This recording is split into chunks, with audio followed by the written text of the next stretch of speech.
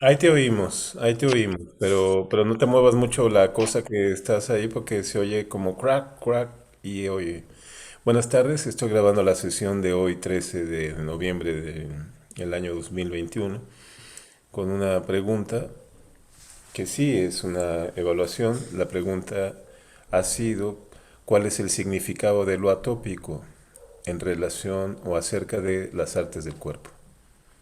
Y estamos escuchando a Carolina, quien ha decidido intervenir.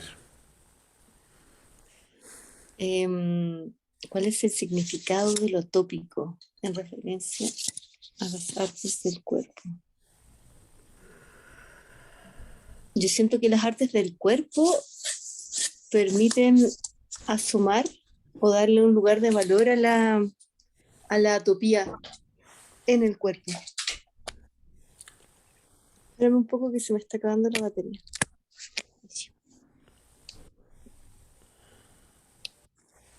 Entonces, más que significado, es el cuerpo es este soporte donde puede aparecer esto atópico.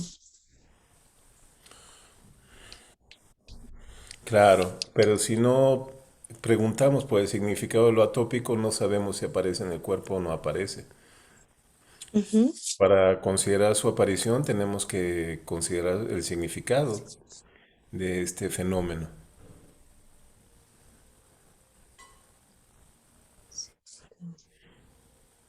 O sea, es claro, pero vale enunciarlo a partir de lo que dices porque es útil. Lo que tú estás diciendo es, el cuerpo es la zona de acontecimiento, de aparición de lo atópico. Ahí está, eso es muy bueno. Pero ¿cómo considerar lo atópico? Repito, ¿cómo evaluar su aparición y sus predicados? Por eso pregunto por el significado. Ujú.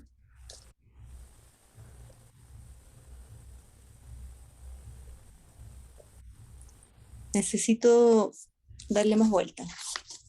Bien. ¿Caligo?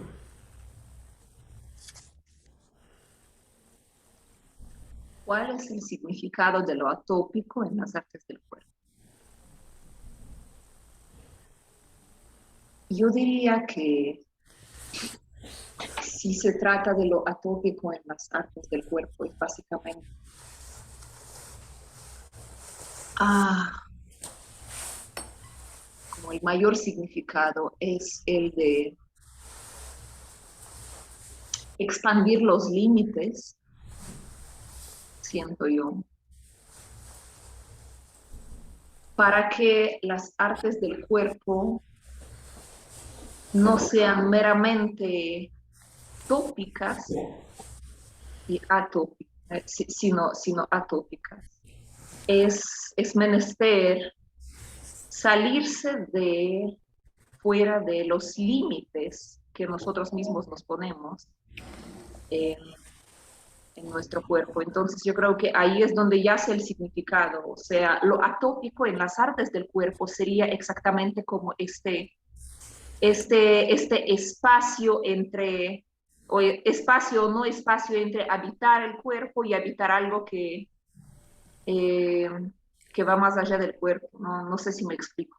Es decir, o sea, como eh, básicamente como la manera de abismarse, la manera de autoconocernos en cierto sentido, pero no desde los lugares como convencionales. Eh, lo atópico yace en, en lugares fuera de conveniencia, como poco comunes. Yo creo que ahí es donde está el significado, o sea, como, sí, me enredo, yo sé, o sea, yo sé que palpo algo, pero verbalmente yo me enredo en este sentido. Bien. Vamos a pedir una ayudita en este sentido. Está mostrando mi pantalla. Debería verse un texto de Cornelius Castoriadis Técnica, sí. que se llama técnica. A la idea griega de hombre, sun logon ekon, ser vivo que posee logos, el hablar, pensar. Los modernos, cuando Castoriadis llama a los modernos, se refiere a un momento del desarrollo de la cultura que es post-revolución industrial. Yuxtapusieron e incluso opusieron la idea de Homo faber, es decir, el hombre definido por la fabricación de instrumentos. Por lo tanto, la posesión de útiles. Es decir, aquí está poniendo en escena el sun logon econ, el hombre que posee logos, con el homo faber, el hombre que hace. Los documentos antropológicos parecieron darles la razón durante un tiempo, pero no era más que en apariencia.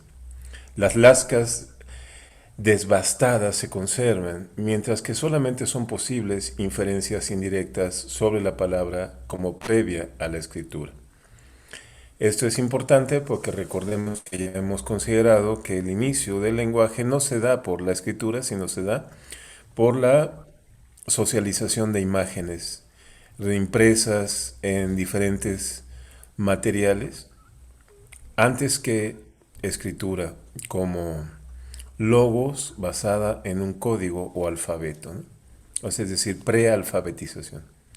Los procesos de la antropología permiten hoy relativizar considerablemente esta oposición, lo cual no quiere decir que los enigmas de la hominización estén resueltos. A lo que se refiere esto es cuál fue el paso de los homínidos que iniciaron la representación por medio de imágenes en las cuevas a el Homo sapiens sapiens o lo que él llama Sun Logon Econ. Efectivamente, el córtex de los monos superiores muestra que en ellos articulación y gesticulación están presentes de manera infrahumana. Pero las posibilidades físicas para organizar sonidos y gestos existen desde los primeros antropoides conocidos. Eso es muy importante, lo han dicho otros, no antropólogos solamente, sino científicos de otros campos, ¿no? Los antepasados homínidos más cercanos a los antropoides que al Sun Logon Econ tenían una importante capacidad de establecer organizaciones. El hombre, se cita, fabrica útiles concretos y símbolos, unos y otros recurriendo en el cerebro al mismo dispositivo fundamental, el lenguaje y el útil. Son expresión de la misma propiedad del hombre, se cierra cita. Es una cita de André Leroi-Gourmand. Esto que André Leroi-Gourmand considera como prácticamente cierto a partir de datos materiales, se encuentra con lo que podría constatar la reflexión filosófica sobre la técnica y el lenguaje. En ambos casos está en juego el mismo desempeño en relación con lo inmediato. En ambos casos emergen una temporalidad y un orden sui generis que se superponen a la temporalidad y al orden naturales, es decir, hay la invención del tiempo y el espacio. En ambos casos encontramos, parafraseando a Marx, una exteriorización u objetivación del hombre, es decir, el hombre que genera mundo, no dicho solamente de Marx, sino dicho a partir de la fenomenología, que permanece ininteligible si se la recorta de una interioridad que es, sin embargo, en sí misma inaccesible. Útil y palabra duplican inmediatamente su existencia empírica. De hecho, por un eidos universal, ustedes recordarán que eidos es una palabra griega, es un concepto de origen aristotélico que alude al concepto de forma.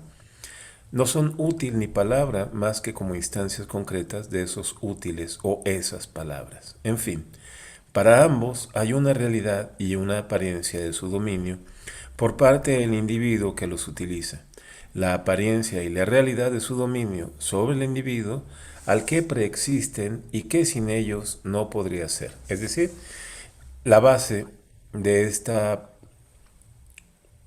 serie de procedimientos de simbolización tiene su raigambre en el cuerpo, desde el cuerpo e incluso a pesar del cuerpo.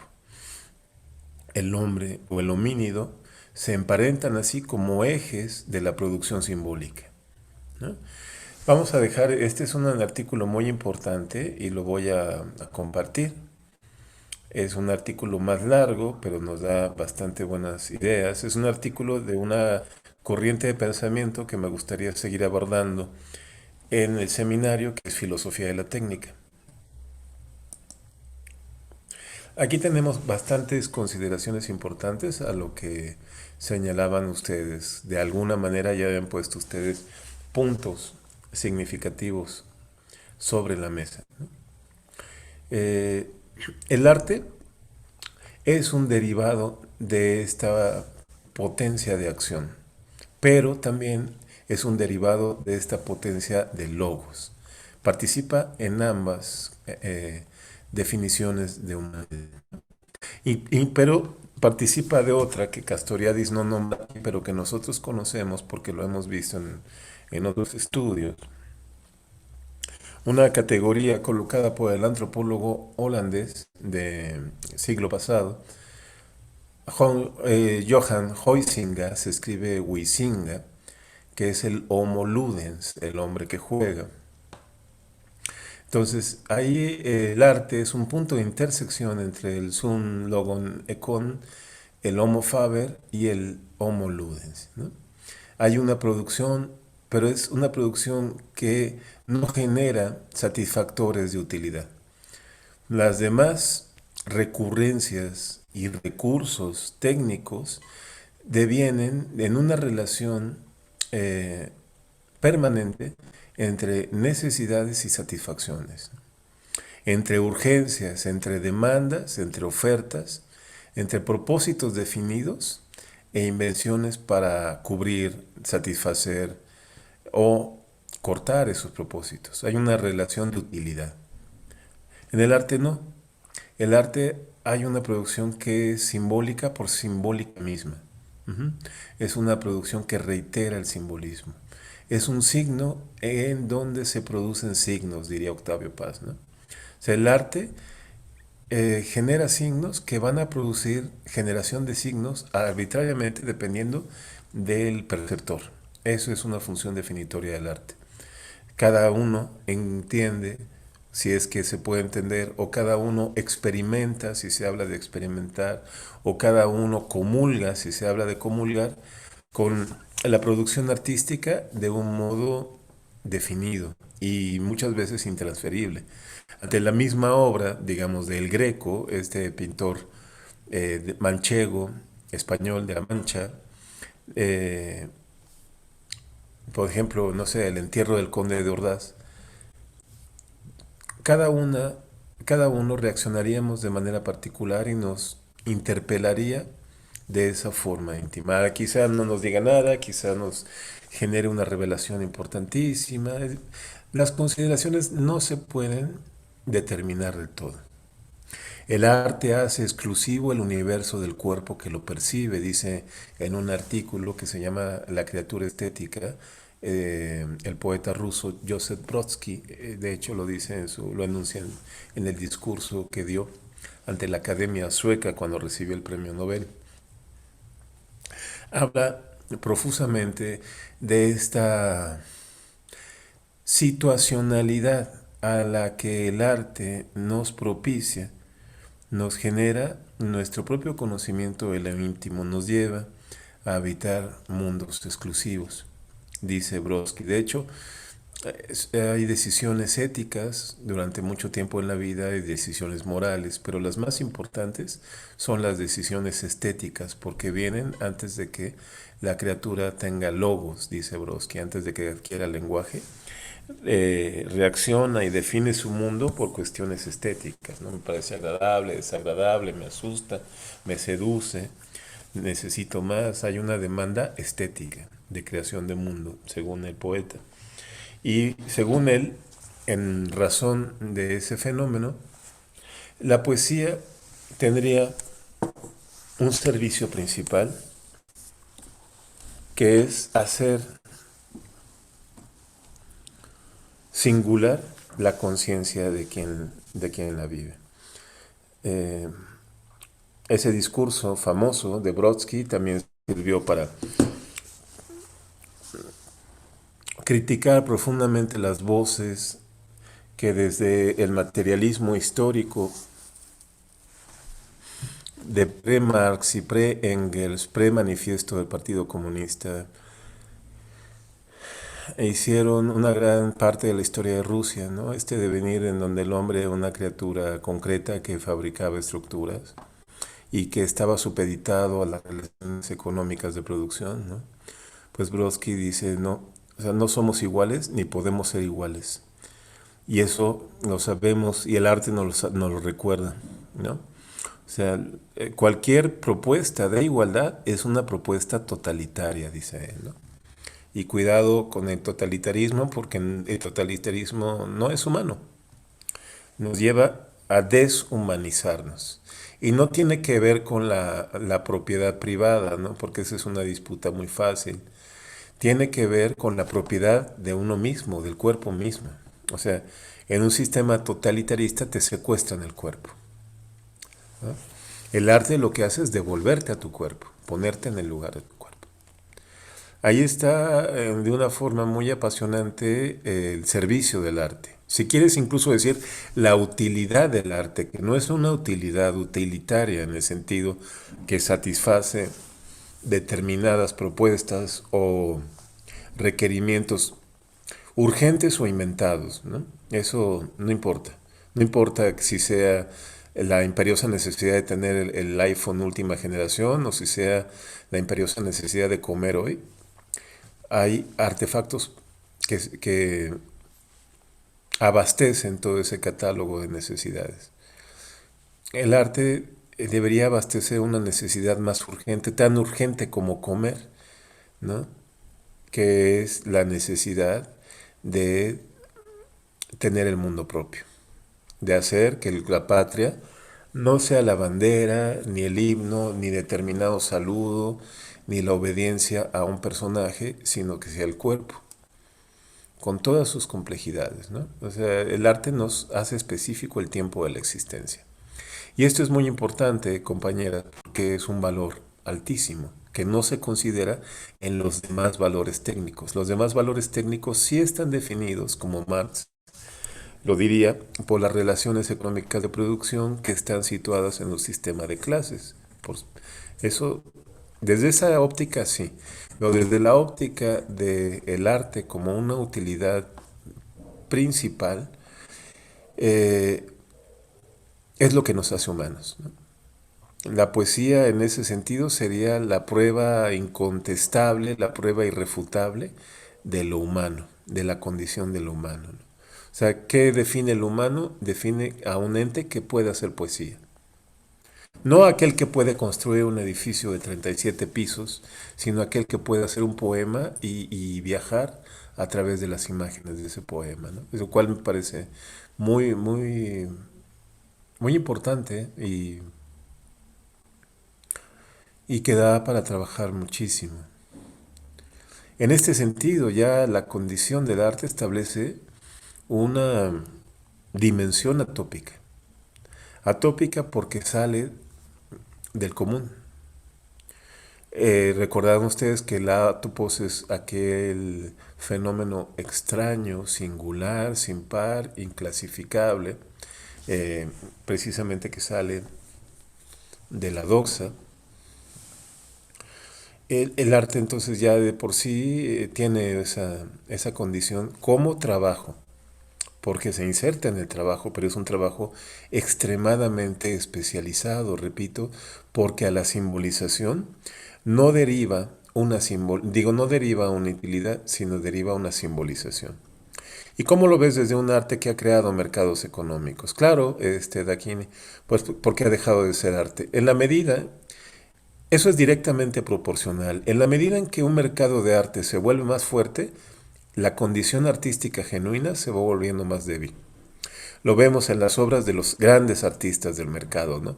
Damien Hirst, este hombre que al poner un tiburón cazado entero, o sea, el tiburón estaba muerto, pero lo habían cazado sin necesidad de destazarlo, lo puso en una piscina de formol y el tiburón quedaba impoluto ahí, como congelado en el tiempo. Lo vendió en varios millones de dólares. Marcó un récord, ¿no? Podríamos buscar el tiburón de Damien Hirst. Marcó un récord ahí. ¿Qué pasa con el tiburón? Pues se echó a perder. Ah, ¿cuál fue la solución del artista? Hizo otro tiburón, ¿no? Artistas como él o como Joseph Koons que marcan hitos en el mercado del arte de cientos de millones de dólares por una obra, creo que van peleándose, ¿no? Uno de esos perros como hechos con globos de Jeff Koons marcó un nuevo récord hace poco de varios cientos de millones de dólares, ¿no? Pues se van generando intereses en donde la obra ya no obra. La propiedad específica de la obra de arte no es ser un objeto, sino un obrar. Puede estar en un objeto, por ejemplo, un libro que tenga el relato de la piel de Zapa de Honorato de Balzac. Y hay un objeto físico.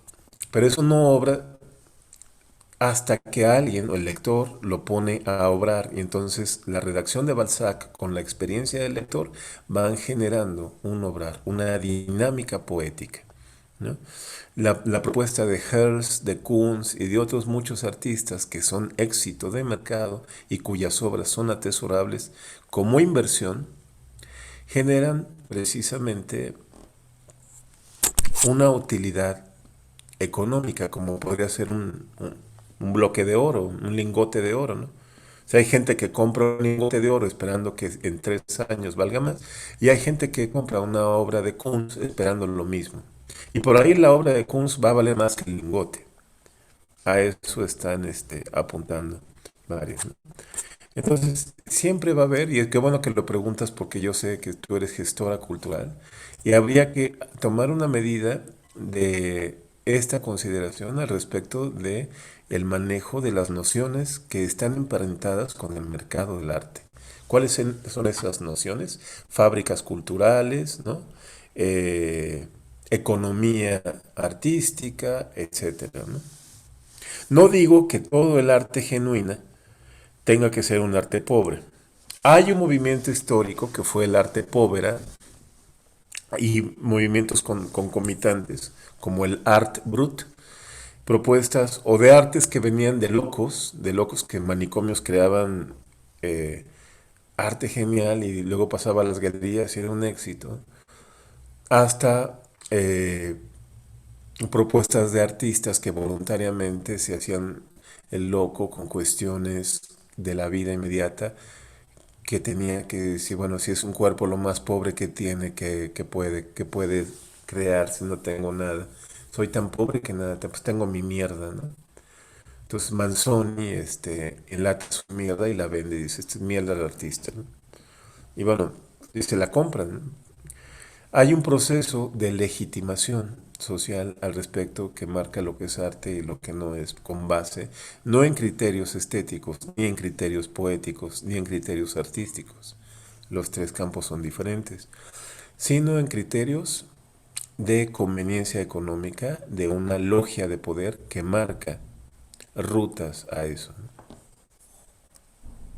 El problema es complejo porque, repito, no se trata de validar que el arte necesariamente tenga que tener pocos recursos, ni que tampoco la gente que tiene muchos recursos sea mal artista, ¿no? Por ejemplo, los hermanos Klosowski, Pierre Klosowski, el gran escritor, y Balthus, su hermano, que fue un enorme pintor, y ambos no solamente eran escritor y pintor, también eran críticos, también eran místicos, también eran estupendos ensayistas. Pues nacieron en una familia noble, ¿no? Nacieron como condes, entonces pues sí, tenían sus castillos y todo, pero su arte es enorme. Tenemos el caso del filósofo Wittgenstein, uno de los filósofos más importantes del siglo anterior, Ludwig Wittgenstein, que fue un hombre que nació en una de las familias más acaudaladas de Europa, una familia de banqueros, y que renunció a su herencia porque pues, el ocuparse de tanto dinero no le iba a permitir pensar, ¿no? Entonces se dedicó a procesos como obrero y a múltiples trabajos para poder desarrollar su filosofía. Creo que va por ahí. Creo que esto también no nos hemos salido del tema porque ahí está presente lo atópico, ¿no? O sea, si por supuesto, un necesario mercado tiene que haber, tiene que ser un mercado atópico, ¿no? Me pone a pensar profundamente en mi vida, de aquí ni eso, porque bueno, de repente, al paso de varios años, no fue inmediato, al paso de varios años, 5 o 6 de la revista Deseo, me di cuenta, yo lo estaba haciendo en México. Salía de repente. Yo la inicié en 2004 y hasta 2005, a finales de 2005, viajé por primera vez a la Argentina. En ese inter, que de casi 2 años, yo producía prácticamente para nadie, porque yo estaba generando un producto que en México, a pesar de que era profundamente útil, profundamente necesario, por la falta abismal de teoría, de análisis, de historia analítica en mi país de nacimiento, no se tomaba en cuenta porque había sido generada una red de intereses creados para mantener el sistema de intercambio de conocimientos, llámese escolarizado o independiente o autodidacta, de manera impermeable a la crítica, a la reflexión analítica y, por supuesto, a la reflexión interdisciplinaria, ¿no? Entonces, era un páramo para la revista. No, no se vendía a cuentagotas, sentía que quien me compraba la revista como que me estaba haciendo un favor, ¿no? Eh, y ya después de esos 2 años fue cuando mi contacto con Argentina, que me enfrenté a otra realidad. Realmente Argentina me hizo seguir con la revista, porque encontré una realidad de gente que recibió la revista con los brazos abiertos. De repente me encontré con otros problemas, o sea, la edición se acababa antes de sacar otra edición y la gente pedía números de la edición que ya no tenía porque no me podía llevar todos los que yo quisiera de México en físico, ¿no? Hasta que pude imprimir allá, me vi en ese dilema, en esos dos mundos. O sea, me llevaba 100 cuando mucho. Entre mi ex esposa y yo, que viajábamos de México y Argentina, casi no llevábamos ropa ni cosas, llevábamos revista en las maletas. Una vez en un viaje de México a París, una maleta se abrió y todas las revistas se fueron ahí por un pasillo del aeropuerto Charles de Gaulle. También se cayó una lata de frijoles que llevaba conmigo y se mancharon algunas revistas de los frijoles. Bueno, allí está la lección que la vida me dio al respecto del mercado, ¿no? Que el mercado para estas cuestiones como la que hacemos nosotros, tiene que ver con el desarrollo de una comunidad para la cual o ha sido diseñada o ha llegado, ¿no? Yo te puedo decir que en México todavía no podría funcionar la revista, porque aún no hay comunidad. Eh, es eso. Es eso precisamente. De ahí la importancia de la producción artística como un modo de aceleración de la conciencia de la comunidad. O sea, un pueblo que consume arte es un pueblo que tiene una conciencia a una vibración mayor en términos de lo que establece mi maestro Gurdjieff. Él decía que la capacidad de conciencia no se da por buenas o malas intenciones, se da por el nivel de vibración a la cual nosotros podamos emitir y recibir nociones de conciencia. Es una cuestión electromagnética y química, decía él, pero que se puede trabajar desde lo conceptual. O sea, si usted quiere cambiar, tiene que elevar su nivel vibratorio. Y al elevar su nivel vibratorio, eleva los componentes de la tabla de hidrógenos de lo que está hecho su cuerpo, básicamente. Entonces, la irrupción de lo atópico es esa irrupción de lo anormal, uh-huh, que está puesta como una condición constitutiva del arte. O sea, el arte es, por definición, anormal en el sentido que sale de la normalidad, que sale de la norma, ¿no? Es incluso un propulsor de nuevas realidades, entonces le mueve el piso, le patea el pesebre, altera a la realidad, este concepto de realidad como la orden del rey, la orden real, de que así son las cosas y porque así dice el rey o así dice Dios, el arte llega y dice, no, pues así pueden ser de otras 7 maneras y mira, ¿no? Entonces genera nuevas realidades. Y esas realidades no son solo para contemplar, sino la persona que la percibe ve que se pueden habitar esas realidades, que podemos habitar los universos de Shakespeare, que podemos habitar la música de Brahms, que podemos habitar no solamente la música de Brahms, sino diversos periodos en la etapa de la música de Brahms, etcétera, ¿no? Es eso. Ahora, de la pregunta interpela de un modo más específico, porque ahí hay una acentuación de lo atópico, ¿no? Un poeta, un músico, un pintor puede generar ese obrar a través de un dispositivo tercerizado, una composición, un libro, un poema. Está su cuerpo, está muy involucrado con sus emociones, sus mundos interiores, sus problemas, su soma, sus inflexos, sus intenciones, sus sudores, su cansancio. Pero la creación, la hipostasía, la coloca en, en un tercer objeto, ¿no? No en el cuerpo. Las artes del cuerpo ya es decir, artes del cuerpo es un fenómeno completamente atópico. Es en sí mismo un fenómeno atópico.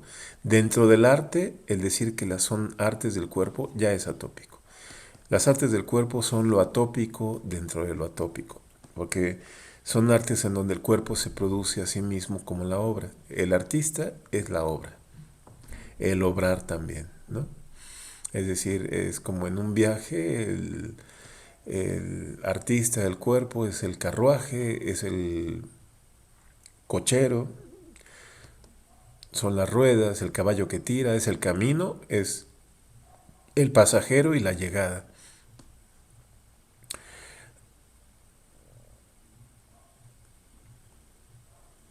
Cuerpo que llega a ser pontifex hacia lo atópico. ¿Sí?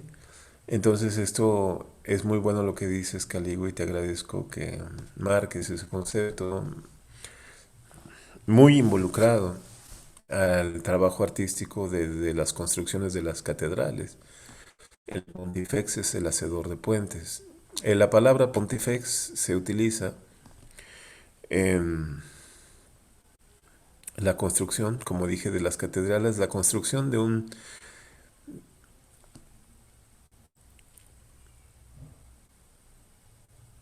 hecho, porque no es solamente un objeto. Hay objetos como las catedrales, como los templos, pero hay hechos, por ejemplo, hechos gráficos como los mandalas, que son yantras con Y. Los yantras son creaciones de espacios en donde la conciencia adquiere otro nivel. Digo, puede ser un dibujo, repito, como el árbol de la vida, de la Kabbalah, como los mandalas que sirven para lo mismo que todos los yantras, o pueden ser estos templos antiguos, constelados de figuras eróticas, ¿no?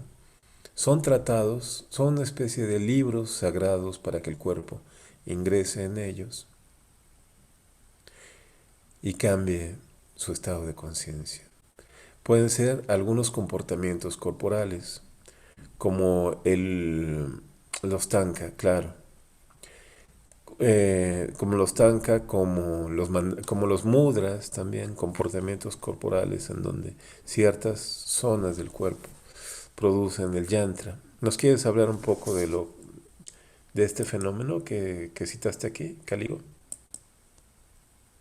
Los tankas, eh, mira, cuando estamos hablando de mandalas, de yantras, de tankas, estamos básicamente yéndonos por lugares habitables de una manera bastante similar, ¿no? Todas tienen como su raíz en el budismo, solo que cuando hablamos de yantras, de mandalas, esto más va en tendencia hacia India. En cambio, tankas van más hacia la tradición budista de Tíbet, ¿no? Los tankas son, diríamos, o sea, de manera súper simple, ¿no? Son como imágenes de las deidades sagradas de la tradición budista que representan a Buda y todas sus emanaciones, representan a los Yidams, a las Chandros, que serían exactamente Dakinis, etcétera. Pero no es que simplemente sea como una imagen, ¿no? Como imagen bonita, así como sucede, por decir, en la tradición de cristianismo eh, ortodoxo que hay, o sea, donde yo crecí era súper diferente, ¿no? Al catolicismo en el sentido de que los cristianos ortodoxos, que es casi lo mismo que católicos, ¿no? Tienen un montón igual de imágenes de los santos, es decir, o sea, todo es representado a través de la parte visual. Pero bueno, siento que ahí, o sea, van más las raíces hacia la época medieval, donde para mucha gente el hecho como de traerles, digamos, o sea, el mensaje de lo sagrado era imposible traerlo de manera escrita, en palabra, ¿no? Porque eran... Eh, no sabían leer, ¿no? No hubo como nivel de educación, entonces todo se representaba a partir de las imágenes, de lo visual, y yo siento que igual, si es que ya que he tocado este tema, ¿no? de lo cristiano como ortodoxal, eh, hay que saber también leer los elementos, la simbología, el conocimiento que es llevado por medio de los símbolos que hay en estas imágenes, ¿no? Porque no es el simple hecho de ver la imagen de Jesucristo o de Virgen María, o sea, lo mismo pasa en tankas, o sea, son como imágenes bien coloridas y todo, pero si es que vamos así por detalles, de manera como minuciosa, eh, atenta, con el foco en cada elemento, en colores, en lo que representa, en texturas. Hay un libro, ¿no? Muy valioso que tú mismo compartiste en uno de los atlas, eh, que siempre te lo agradezco porque es genial. Exactamente el contenido de este libro habla de esto, de los elementos que están presentes en los tankas. Los tankas en este sentido yo siento que llegan a ser una especie como de puente entre lo divino y lo humano que hay en nosotros, no entre lo divino que está en algún lado y los humanos, pobres humanos que somos, sino que es como esta especie como de conexión neuronal, ¿no? O sea, Tanka sirve como esa especie de conexión neuronal entre lo divino y lo humano que hay en nosotros. Eh, nos ayuda nos conduce de cierta manera hacia lo divino. También es una, entre las comillas, herramienta para la práctica, para la visualización, porque a medida que vas trabajando más como con la parte visual, diríamos que más con la parte como tópica, ¿no? O sea, porque ves, trabajas primero con este como sentido, ¿no? O sea, con la vista. A medida que vas avanzando en la práctica de lo tópico, te vas redirigiendo hacia lo atópico, donde ya no solamente ves, sino que miras, sino que visualizas, sino que llegas a ser lo que ves y viceversa. Entonces, es eso. Yo diría que todo lo que tocamos aquí, ¿no? Mandalas, yantras, tankas, eh, sí, son como esa especie de conductores neuronales entre lo humano que somos y lo divino que somos, exactamente entre estos tres homos que mencionas y más también los sagrados que somos en esta conexión como con lo divino que hay en nosotros. No sé si fui por un lugar bien,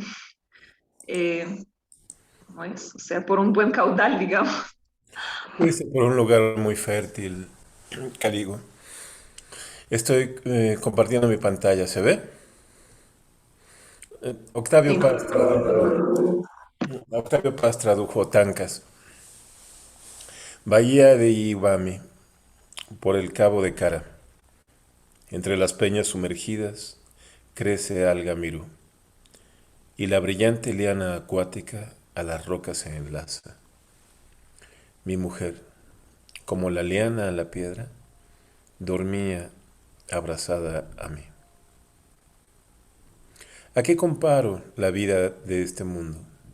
Barca de remos que en la mañana blanca se va sin dejar traza. Perdí mi rumbo.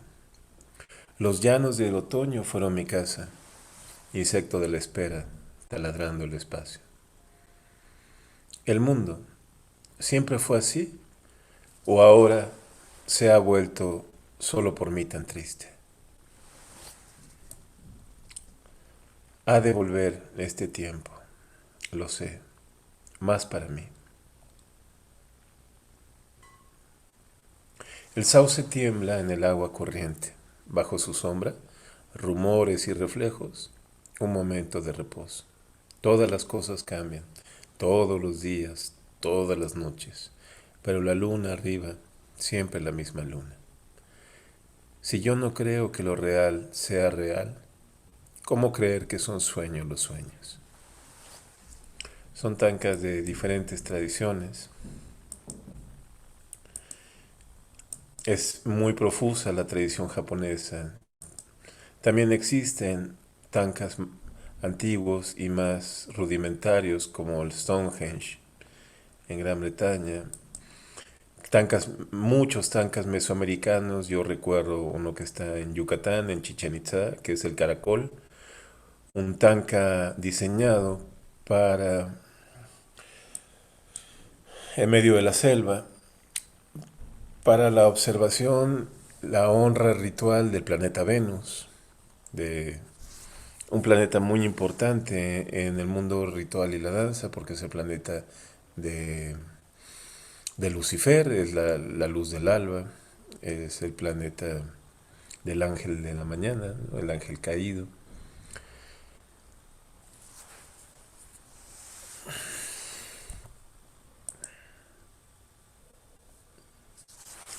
Tenemos entonces esta cuestión que en lo tópico, un artista del cuerpo es un artista de la vida. No puede sustraerse a eso. Que un artista del cuerpo puede no dar una función en su existencia, una función pagada en un teatro oficial con público y ser un gran artista, porque llega un momento, tarde o temprano, más rápido que tarde, en que uno se da cuenta que el arte del cuerpo es el arte de vivir, sin exclusión de tiempos ni espacios. Y eso es atópico porque no se nos plantea nunca considerar la posibilidad de que la vida sea un arte, por lo menos no en los nichos de la normalidad, ¿no? Se nos plantea que la vida es sufrimiento, que la vida es aguantar, que la vida es obedecer, el deber ser, que la vida es tener éxito, que la vida es tener cierta pareja, etcétera, etcétera, pero no que la vida sea un arte. ¿Qué quieres decir con eso, no? Y la respuesta, que podría pasar por una lírica muy amplia, tiene una base técnica, que es la base que señala Castoriadis en su ensayo, ¿no? El de filosofía de la técnica. O sea, el lugar donde el sum, logo, necón y el homo faber se juntan para hacer que el homo faber sea el homo faber del logos. Entonces el logos ya no es únicamente el lenguaje, sino el entendimiento profundo por la vía de la conciencia. De ahí que la tradición gnóstica considere el logos a Jesús. Si tú en una área gnóstica te acercas o pronuncias o escuchas habla del logos, es que se está hablando de Jesús, del Cristo como figura que simboliza este logos. No la figura de las tradiciones católicas ortodoxas, ¿no? Un Cristo bonito, medio misterioso, no, no. No se piensa que haya sido un hombre de carne y hueso de ninguna manera, ¿no? Se piensa que es un estado de conciencia, no particular, sino general. Es decir, todo lo que existe es el logos y nosotros somos logos. Y ocurre este fenómeno de que nosotros somos logos, pero creamos el logos, ¿no? Ahí está a lo que decía Caligo en otro contexto, a través de una lectura, había compartido un texto que tiene mucho que ver con la tradición gnóstica, aunque no es gnóstico, que decía que el todo no es mayor que la suma de las partes. Y se refiere a esto, porque el todo del logos, desde esta consideración gnóstica, no es totalitario, sino que todas las partes estamos haciendo un logos. Ajá, me debe entender, es un fenómeno paradójico que es análogo a la Aleph de Borges, o sea, un punto muy particular en el espacio que contiene todas las imágenes posibles del universo. Pues ese punto, el Aleph del cuento de Borges, es el cuerpo, o puede ser el cuerpo, ¿no? Dice la Dakini, han existido civilizaciones atópicas a nivel de toda la comunidad, no solo artistas, porque muchas veces el acceso a lo tópico ha sido elitista, ejemplo, Renacimiento, castas, etcétera. El acceso a lo tópico no sé si es elitista. Esa pregunta se la hicieron a mi maestro, a Gurdjieff. Oiga, maestro, le decían el señor Gurdjieff, no le decían maestro, le decían el señor Gurdjieff. Señor Gurdjieff. Pero eso que dice es muy elitista, muy injusto, porque si generamos estas reuniones, estos trabajos, y solamente somos 15, 18 cuando vienen todos, ¿y qué hay de la mayor parte de la humanidad? Estamos hablando de millones. ¿Cómo no van a tener acceso al despertar que usted propone? Solamente unos cuantos. Eso me parece muy, muy aristocrático. De ninguna manera, decía el señor Gurdjieff. No lo ve así, porque cae en un juego de división estéril. Considérenlo de este modo, el conocimiento es materia, como una tableta de chocolate. Si usted le da un pedacito de chocolate de esos millones, no le daría nada, a nadie. Sería tan ínfima la cantidad que le daría a cada uno que no existiría prácticamente satisfacción alguna para nadie. En cambio, si esa cantidad la distribuye entre unos pocos, cada quien va a tener un pedazo más de satisfacción y de beneficio, por tanto, pero se lo tiene que ganar. El camino está abierto para quien quiera, para obtener esa materia, pero solamente unos cuantos pueden sostener los trabajos que ese camino demanda. Así que eso es perfectamente una selección justa. Quien comprenda que la necesidad de vivir es el arte de vivir, ¿no? Hacerse un alma, como decimos en Yesod, en el seminario de danza y autoconocimiento, entonces comprenderá la necesidad de trabajar sobre sí mismo para obtener un poco de esa materia que es el conocimiento. De otra forma, lo injusto sería esa voluntad comunista de darle todo a todos. Sí, Caligo. Eh, Fuiste por un lugar que justo a partir de la pregunta de Carolina, eh, recordé un material que estuve leyendo en un periodo, que lo que me atrajo mucho la atención es exactamente la pregunta que viene como a partir de la palabra civilización, si han existido civilizaciones atópicas, que yo creo que aquí habría una división entre sociedad y civilización, al menos, o sea, así lo siento. Y eso me hizo recordar un contenido de María Gimbutas, eh, una genia que estuvo explorando exactamente civilizaciones que tienen que ver con el culto a la diosa. Eh, bueno, culto suena así, ¿no? Pero comprenden, ¿no? O sea, como el conocimiento acerca de la imagen de diosa, diosa como mujer, diosa como tierra, diosa como creadora, etcétera, etcétera, etcétera. La famosa Venus y sus distintas como formas manifiestas en distintas civilizaciones. Bueno, la cuestión es que en algunos de sus contenidos, en especial, si bien recuerdo y no me falla la memoria, se trata del libro que se llama El asalto al Hades.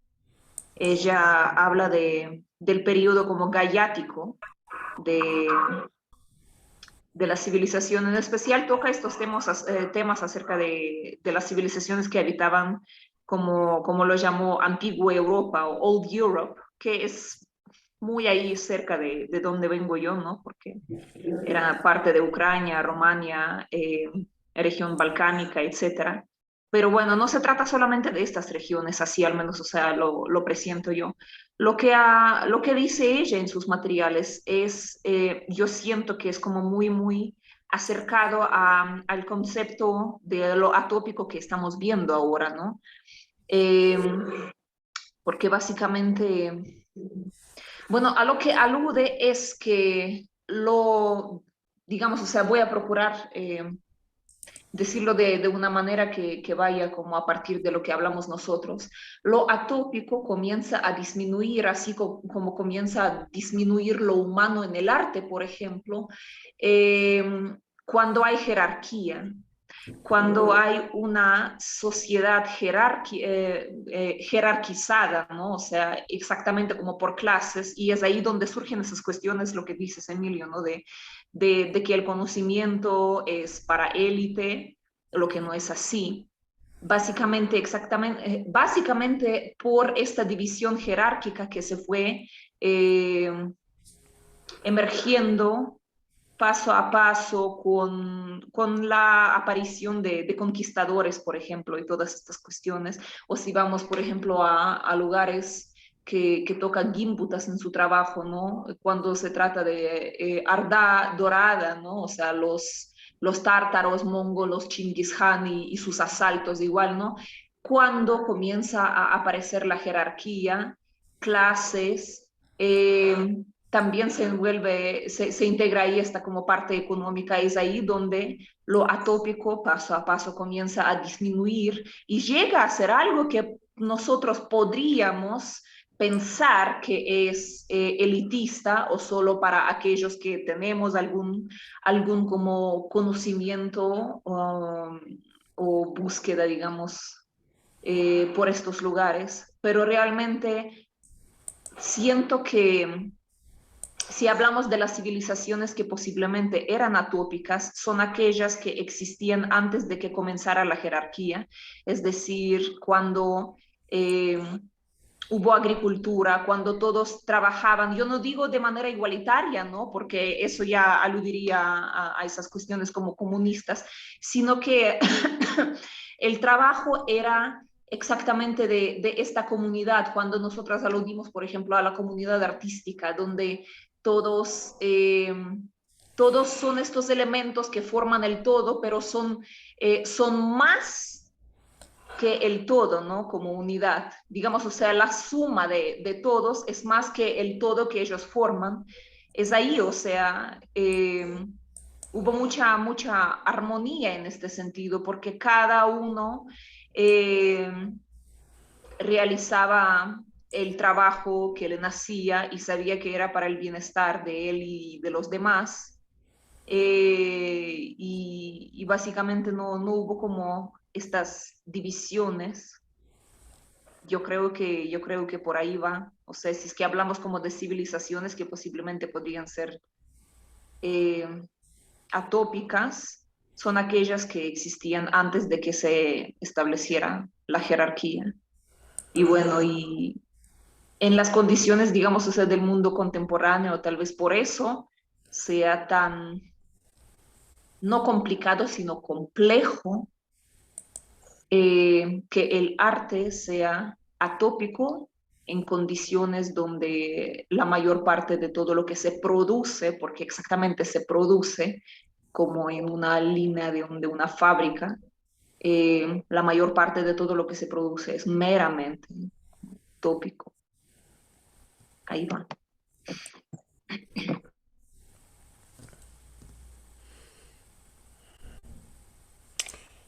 Me parece muy brillante tu señalamiento. Esa atopía pre-imperio, pre-monárquica, pre-regulación de un poder vertical, genera sistemas atópicos de relación.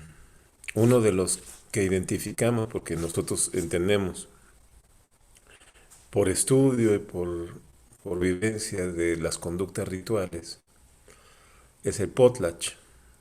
Ahí está muy marcado este hecho. En el potlatch,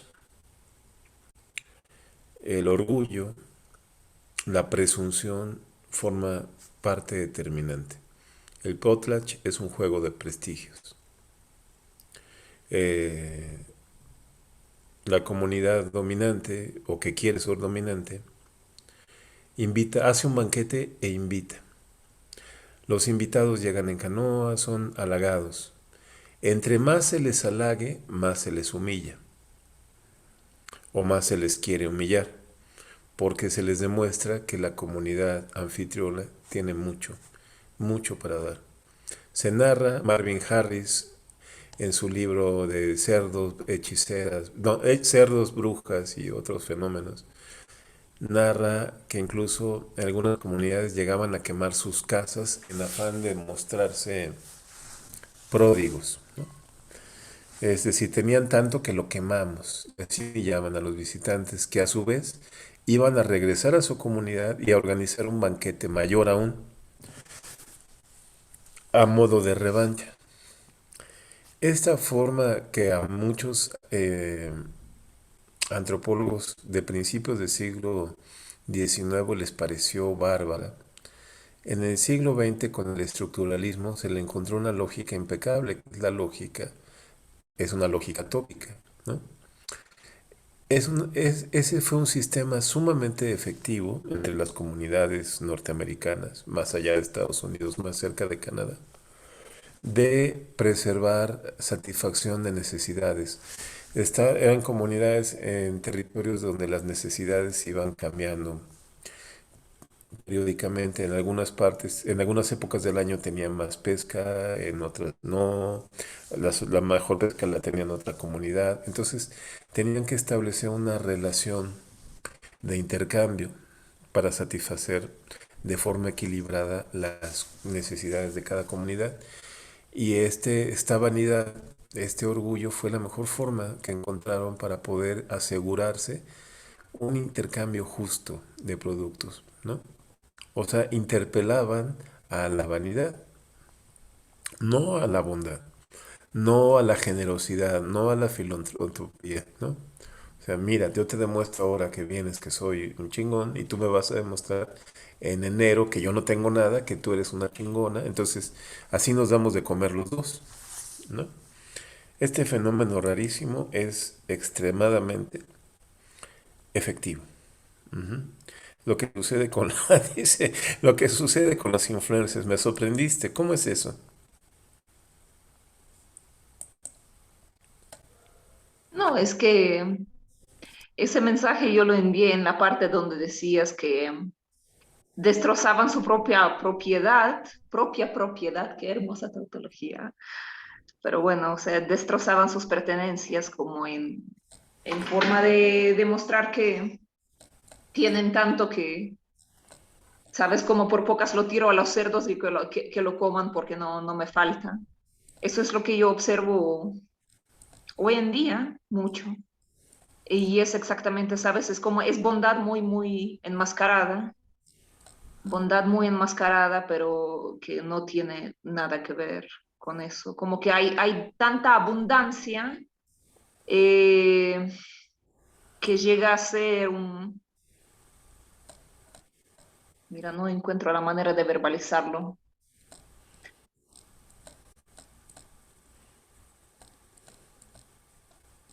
Bueno, en pocas pasan los años, pasan las épocas, pero no cambia nada. ¿Por qué sucede eso, Caligo, compañeras?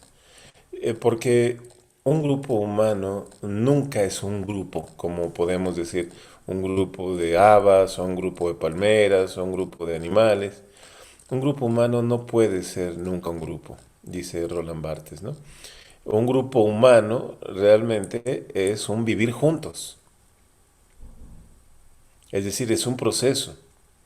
Y vivir juntos es muchas veces vivir a pesar del otro. Y hay que encontrar ahí varias propuestas que señala. Una de ellas, ya la hemos platicado bastante, es la idiorritmia, ¿no? Tejer un ritmo común para ese vivir juntos.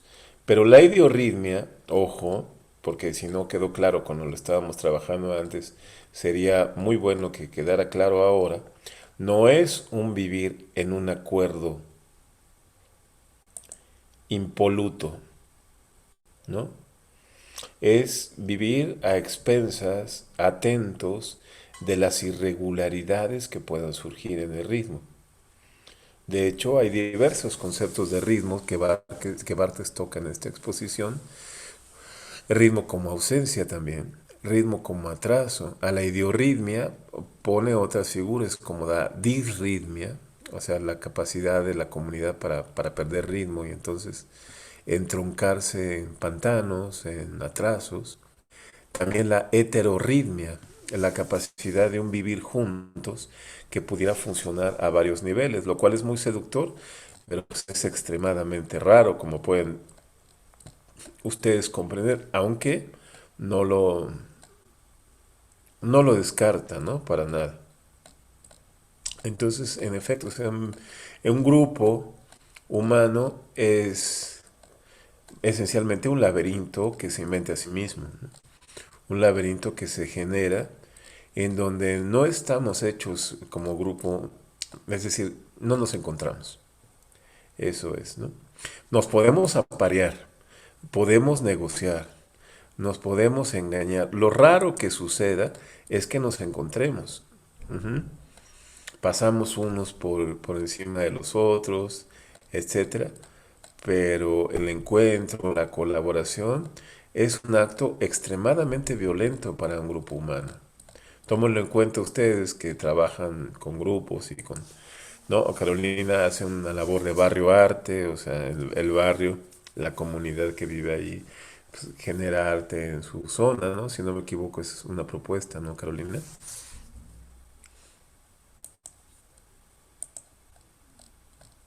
A lo mejor ya colgó o se durmió. No, estoy aquí. Tenía silenciado el micrófono. ¿Me oye? Ok. Ujú. Sí, te escuchamos.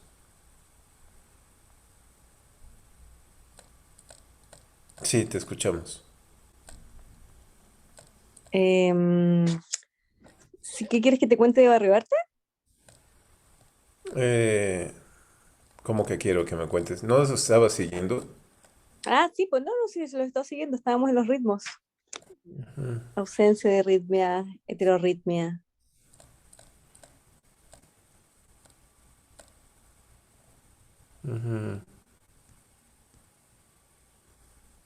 Bueno, este vivir juntos, por supuesto, marca condiciones culturales que han sido definidas en diferentes campos, ¿no? La proxemia es uno de ellos, ¿no? La proxemia tan llevada y tan traída ahora por la pandemia, ¿no? No. Estableces un nivel mayor de proxemia, ¿no? Casi tan mayor que no es proxemia, sino casi antiproxemia, pues, o sea, no te me acerques, ¿no? Eh, Estableces también otro tipo de formas de trabajo, ¿no? Aún está por definirse si esta dinámica que estamos haciendo en este momento es una forma de trabajo o no, ¿no? Es decir, se está tratando de pensar cuál es el vivir juntos de este no estar juntos que estamos realizando, ¿verdad? Y el cual nos lleva a situaciones como la que acabamos de parecer, o sea, preguntarle a la compañera si está porque no sabemos si está, ¿no? Entonces es eso. Eh, el vivir juntos entraña antes que un acuerdo, un desacuerdo, ¿no? Y en este campo de ideas, orden de ideas, aún las comunidades atópicas contienen en sí la posibilidad de personas más atópicas que los atópicas. Barthes señala un fenómeno que ha sido llamado por él la esponja, con una historia que, que es muy digna de contar, ¿no? En nuestro corpus, Historia Lausiaca, capítulo 34, página 160, la que simulaba demencia. Monasterio de Mujeres, página 160. En ese monasterio había otra virgen que simulaba demencia y posesión diabólica. Inspiraba tanta repugnancia que no comían con ella, lo que justamente ella pretendía. Merodeaba en la cocina y la usaban para todo. Era, como se dice, la esponja del convento. Ponía en práctica la palabra de las escrituras. Si alguien pretende ser sabio en este siglo, que se haga loco para convertirse en sabio. Aunque sabio simular insensatez, obstinarse en vivir retirado, esta es la verdad esencial. Esas son citas de varios tratados teológicos. Esta esponja se había atado trapos en la cabeza. Todas las demás están rapadas y llevan la cogulla. Y hacía así el servicio. Ninguna de las 400 religiosas la vio comer durante su vida. No se sentaba a la mesa. No tomaba un pedazo de pan. Se contentaba con las migas que juntaba de las mesas o de los platos. Jamás ofendió a nadie, ni murmuró, ni dijo una palabra. Y sin embargo, la golpeaban, la insultaban, le deseaban el mal, le tenían aversión. Con el cambio evangélico, San Piterún, advertido por una revelación que le dice que hay una mujer más piadosa que él, Piterún va al convento. Al llegar al convento pide verlas a todas las hermanas, pero ella no aparecía, la esponja. Finalmente Piterum le dice, tráigame a todas, falta una todavía. Tenemos a una tonta, dicen ellas, adentro en la cocina. Pues es el nombre que les dan a las que tienen el espíritu perturbado, tontas. Piterum les dice, tráiganmela, también a ella, déjenme verla. La llamaron a los gritos, pero ella no respondió, porque se daba cuenta tal vez de la situación o había sido advertida por una revelación. La trajeron a rastras y le dijeron, San Piterum quiere verte, pues él era célebre. Cuando llegó, Piterum vio los trapos que tenía sobre la frente y cayó a sus pies diciendo, bendíceme, Señor. Ellas, las hermanas, sorprendidas, le dijeron, Padre, no te ofendas, pero es una tonta.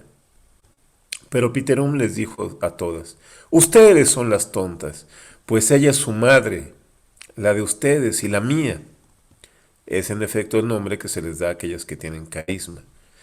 Y pido en mis plegarias ser merecedor de ella el día del juicio. Al oír estas palabras, cayeron a los pies de Piterún, haciendo cada una confesión diferente.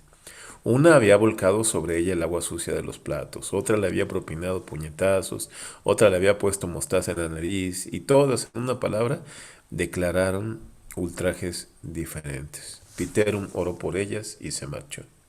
En cuanto a ella, contrariada por las alabanzas y homenajes de las hermanas y excedida por sus excusas, abandonó el monasterio algunos días más tarde. ¿A dónde fue? ¿Dónde se quedó? ¿Cómo terminó? Nadie lo supo. Este caso expone atopía dentro de la atopía. Recordemos que las comunidades atópicas tienen esta situación de ser imprevisible y por tanto no se puede pretender que una regularidad del contrato social, o sea, del vivir juntos ortodoxo, tenga que funcionar en este campo, ¿no? Es, como dijo la palabra de hoy, dicha por nuestro hijito León, es complejo. Hoy es el día de lo complejo. Y las complejidades entrañan un factor muy importante de nuestro estudio, que es el factor de la asociación, la vinculación, la relación, el contacto. Hay que ver si son lo mismo, hay que ver si contacto es lo mismo que relación, si relacionarse es lo mismo que vincularse, pero ya nos da tiempo, así que lo vamos a dejar para la siguiente sesión. Gracias, compañeras.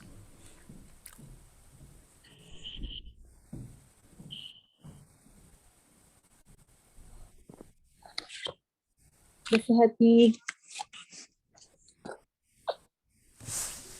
Que reposen. Gracias. Si tienen chance, vean Les he dejado ver algo en estos, no, ¿verdad? Ah, bueno, si tienen chance, vean la película que voy a pasar. Me dicen. Se las mando, se las mando por WhatsApp y ya ustedes, si quieren, copian el link a su correo o a su navegador. Es más fácil, ¿vale? Súper. Gracias, compañeros.